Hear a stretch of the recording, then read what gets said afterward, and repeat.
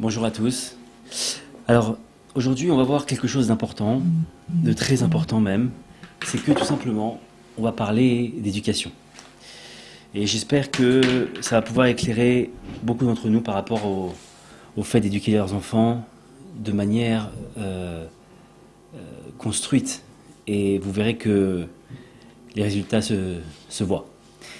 Alors en fait, il faut savoir qu'il y a beaucoup de personnes qui pensent que l'éducation, c'est tout simplement un apprentissage de méthodes qui sont longues, qui sont fastidieuses, qui sont fatigantes.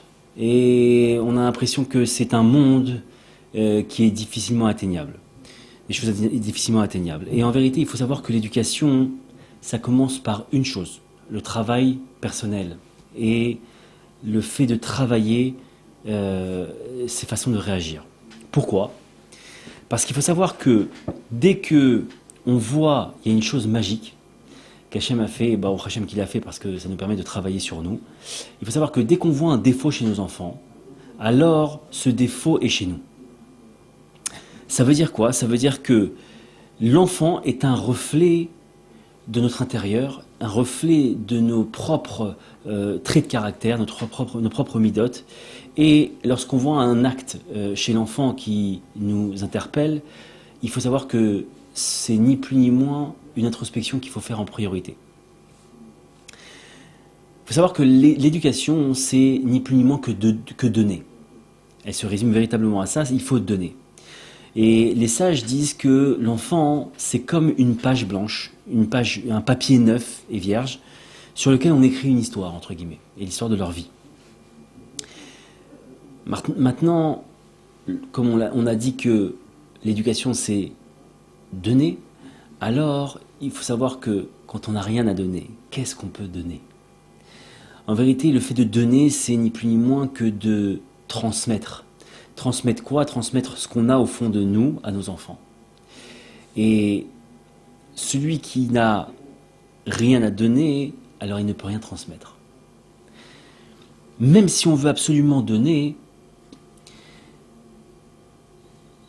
on ne pourra pas le faire si on n'a pas travaillé sur nous-mêmes. Parce que ça, c'est valable et matériellement et spirituellement. Un exemple simple, on verra que des parents qui ne font pas certaines choses, imaginons que les parents ne se brossent pas les dents avant de dormir, alors évidemment les enfants vont se calquer à cela. Eh bien, le même principe est sur les façons de se comporter, les traits de caractère des parents que voient les enfants et qui sont transmis aux enfants. Il faut savoir que les parents et les enfants sont liés et les traits de l'un se retransmettent à l'autre. Maintenant, il faut savoir que il y a une expression comme ça que les sages disent, que celui qui possède la crainte du ciel, ses paroles sont entendues. Ça veut dire quoi ? Ça veut dire que comme son cœur il est intègre, alors quand il parle aux gens, on lit en lui une réalité, on lit en lui le fait qu'il ne joue pas la comédie. Et l'éducation, c'est véritablement la même chose. Parce que des parents qui n'ont pas reçu des choses par leurs propres parents ne peuvent pas à leur tour transmettre. Alors, à un moment donné, il faut briser cette chaîne-là. Cette chaîne-là, c'est quoi ? C'est que tout simplement, il faut à notre tour ne plus accepter le fait qu'on n'ait pas reçu, travailler sur nous-mêmes, travailler sur les défauts et les traits de caractère que nous avons, pour pouvoir enfin transmettre aux enfants ce que nous n'avions pas reçu nous-mêmes. Et le Rav Arush cite souvent ça, que lorsque des parents viennent lui demander une bénédiction pour que les enfants ils soient bien éduqués, etc., etc., alors Rav Arush, qu'est-ce qu'il fait ? Il bénit les parents en leur disant que vous soyez vous-même bien éduqués. La même chose au sujet de la crainte du ciel, la même chose. À chaque fois, Rav Arush ne bénit pas les enfants, entre guillemets, mais ne bénit les parents. Parce que si les parents changent, alors les enfants changent. Et un jour, on raconte comme ça qu'il y a des parents qui sont allés voir le Chafetz Chaim. Le Chafetz Chaim, c'est un très grand rav de l'époque. Un contemporain des années 30, 20-30. Et ils sont venus voir le Chafetz Chaim pour lui demander une bénédiction pour que les enfants euh, soient de bons enfants, craignant Hachem, etc., qui soient dans la Torah et les mitzvot, etc. Et le Chafetz Chaim, qu'est-ce qu'il a fait? Il leur a répondu tout simplement, écoutez, il est trop tard. Maintenant, il faut, parenthèse à faire, et c'est important de savoir que l'enfant avec lequel ils sont venus, c'est un enfant d'1 mois. Donc quand ils ont vu ça, les parents, ils se sont un petit peu regardés, interloqués, et puis ils ont dit, mais Rav, excusez-moi, mais le bébé n'a qu'un mois, comment vous pouvez me dire qu'il se retarde? Il a dit, vous auriez dû venir me voir il y a 20 ans. Mais Rav, il y a 20 ans, on ne pensait même pas à se marier. Vous dites ça maintenant. Et en fait, on comprend de là, alors après évidemment, le Rav s'est repris pour leur expliquer, il leur a dit, mais non, il faut comprendre que quand je vous dis ça, c'est parce que il y a 20 ans déjà, vous auriez commencé vos travaux sur votre caractère, etc. Alors ce que vous allez transmettre à vos enfants, ce que vous souhaitez que votre enfant ait au fond de lui, vous auriez pu le transmettre. Maintenant, évidemment, il n'est jamais trop tard, Baruch Hashem, et qu'on peut toujours faire teshuva, on peut toujours travailler sur nos midotes et travailler sur ça afin que les enfants transmettent cela, afin qu'on puisse transmettre, pardon, aux enfants.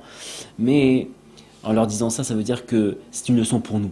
Ça veut dire que faut impérativement commencer même avant d'avoir des enfants, et surtout quand ils sont petits, commencer à travailler sur nos traits de caractère et nous-mêmes, parce que on est liés.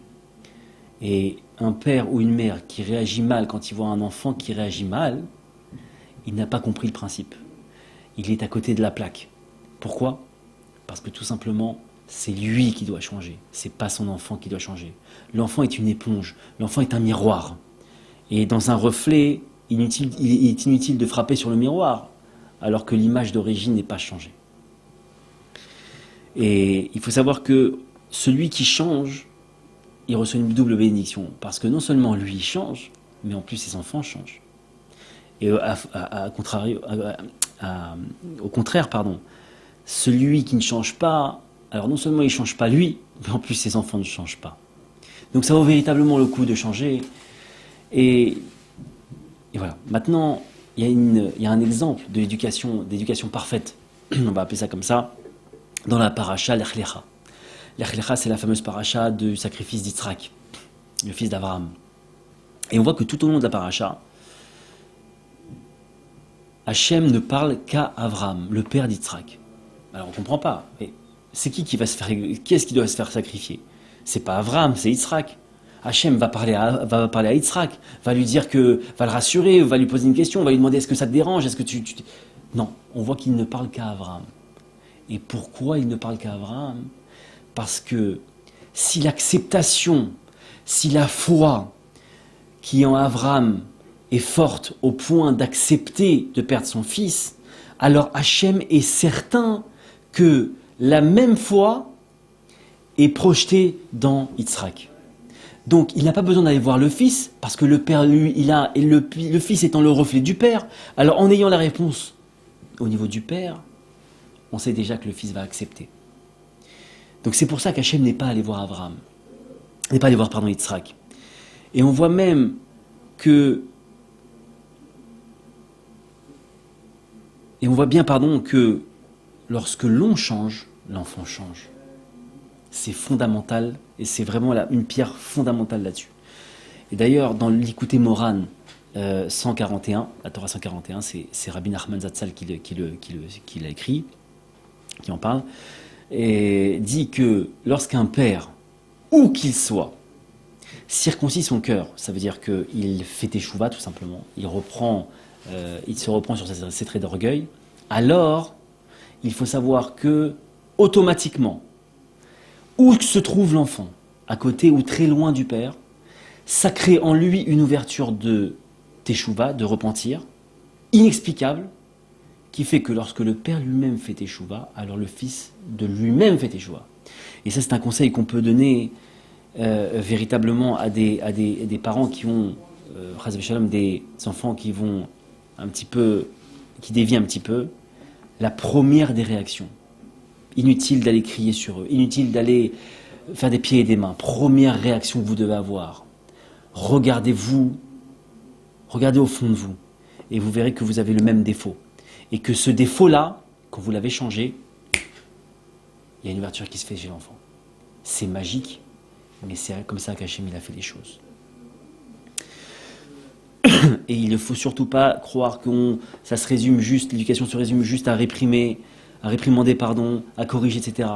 Parce que tout celui qui croit que ça s'arrête à ça et qui pense qu'il n'y a pas besoin de changer, que c'est juste avec une éducation un peu dure, avec une éducation de réprimande, mais sans changer lui-même, il croit que ses enfants vont changer, c'est faux. D'abord, première chose, parce que son enfant, quand il est petit, s'il ne change pas lui-même, alors ses défauts vont s'agrandir avec le temps, et quand l'enfant va grandir, ce sera encore plus dur pour les retirer, parce qu'elles se seront tout simplement, non pas ancrées dans l'enfant, mais ancrées en nous-mêmes, parce qu'on n'aura pas fait le travail en amont.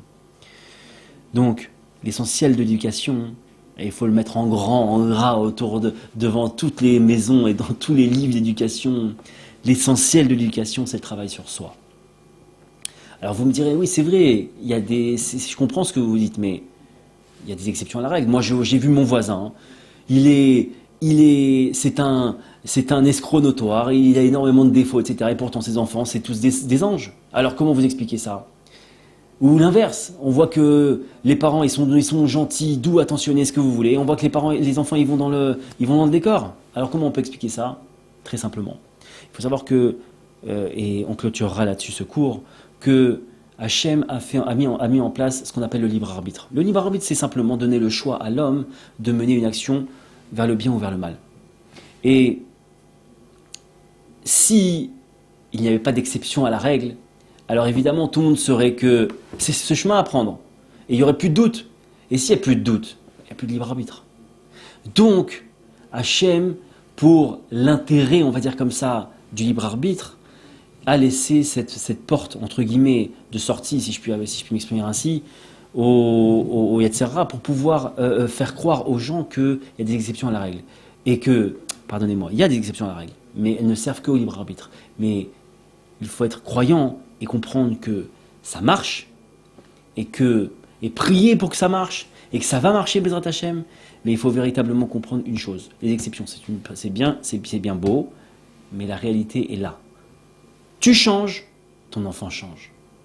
Que Kadosh Baruch Hu fasse que chacun d'entre nous prenne conscience de ça pour pouvoir éduquer magnifiquement nos enfants dans la Torah et les mitzvot, et qu'on ait des enfants avec d'excellents traits de caractère, tout simplement